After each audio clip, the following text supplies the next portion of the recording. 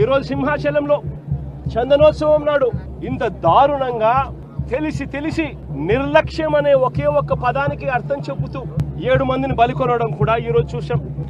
ఈ మధ్య కాలంలోనే శ్రీకాకుళంలో శ్రీకూర్మంలో, అది కూడా శ్రీకూర్మం గుడిలో కూడా ఏ రకంగా తాబేళ్లు చనిపోవడం కూడా మన కళ్ళెదుట చూసాం.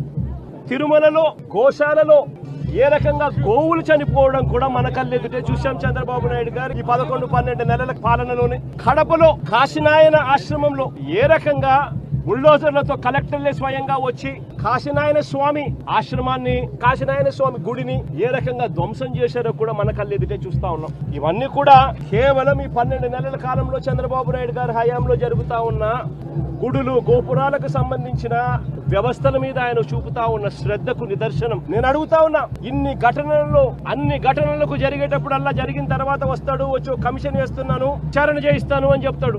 ఇన్ని ఘటనలు నేను చెప్పినా కనీసం ఒక్క ఘటనలో అయినా కూడా సీరియస్ గా ఎవరి మీద అయినా యాక్షన్ తీసుకున్నారా అని అడుగుతా ఉన్నా. ఎవరి మీద యాక్షన్ తీసుకోరు, ఎందుకంటే ఈయనే దోషి కాబట్టి. ఎవరి మీద అయినా యాక్షన్ తీసుకోవాలని వస్తే ఈయన మీదే తీసుకోవాలి కాబట్టి ఎవరి మీద యాక్షన్ ఉండదు. తిరుపతిలో మొన్న చూసాం, జనవరి 8వ తారీఖున వైకుంఠ ఏకాదశి నాడు జరిగిన ఘటనలో 6 మంది చనిపోతే ఈయన తీసుకున్న యాక్షన్ ఏమిటి? ఎస్పీని అక్కడి నుంచి ట్రాన్స్ఫర్ చేశాడు. అది ట్రాన్స్ఫర్ చేసేది ఏంది? చెత్త పొజిషన్లోకి ఏమన్నా ఇచ్చినాడంటే అది కాదు. అదే తిరుపతిలోనే టాస్క్ ఫోర్స్ కు ఇంకా బెటర్ పొజిషన్ తీసుకొని పోయి ఆయనకి ఇచ్చినాడు పోస్టింగ్. ఇప్పుడు చంద్రబాబు నాయుడు అడుగుతా ఉన్న అరాచక పాలనలో సిట్ అనేది ఉంది కదా, ఆ సిట్ లో కూడా అదే సుబ్బరాయుడు అనే ఎస్పీ అధికారి క్రియాశీలక పాత్ర పోషిస్తూ చంద్రబాబు నాయుడు గారి మోచేతి నీళ్లు తాగుతూ చంద్రబాబు నాయుడుకు తానా తందానా అంటూ తాను పనిచేస్తా ఉన్నాడు. చంద్రబాబు నాయుడు గారు పని చేయించుకుంటా ఉన్నాడు.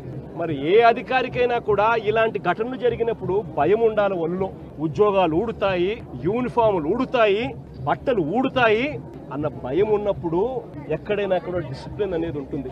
ఎక్కడైనా కూడా ప్రజల జీవితాలతో చెలగాటం ఆడడం అనేది ఎక్కడైనా కూడా మానడం అనేది జరుగుతుంది. ఎక్కడా కూడా ఆయన తీసుకునే చర్యలు ఏవి కూడా కంటి తుడుపు చర్యలే కాబట్టి ఏ ఒక్కరికి కూడా భయం లేదు. ప్రతి చోట నిర్లక్ష్యమే, ప్రతి చోట డైవర్షన్ పాలిటిక్సే.